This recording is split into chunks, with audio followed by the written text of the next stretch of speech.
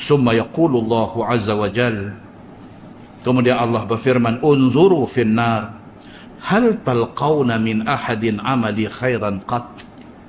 Tuhan kata lagi, cuba siapa-siapa pindah tengok dalam neraka, ada lagi tak siapa-siapa yang lah ni duk ada dalam neraka, ada masa atas dunia dulu ada buat kebaikan sikit pun jadilah, cuba pergi tengok sat. Tuhan kata ni yang kata rahmat Tuhan ni.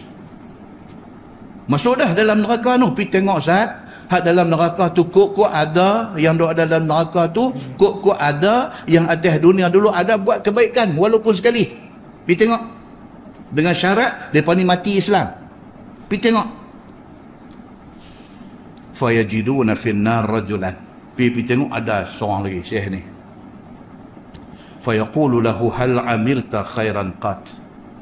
Ambil bawa keluar. Tuhan tanya dia. Cuba hang ingat balik. Masa hidup atas dunia ada tak ada satu kebaikan hang buat? Hang mati Islam.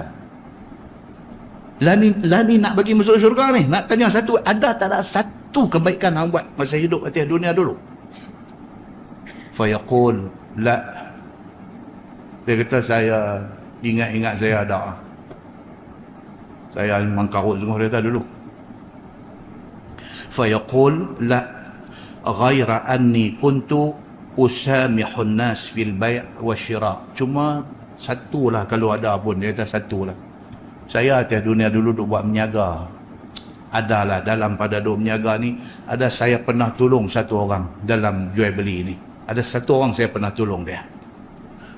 Fayaqulu Allah azza wa jalla asmihu li 'abdi ka ismahihi ila 'abidi.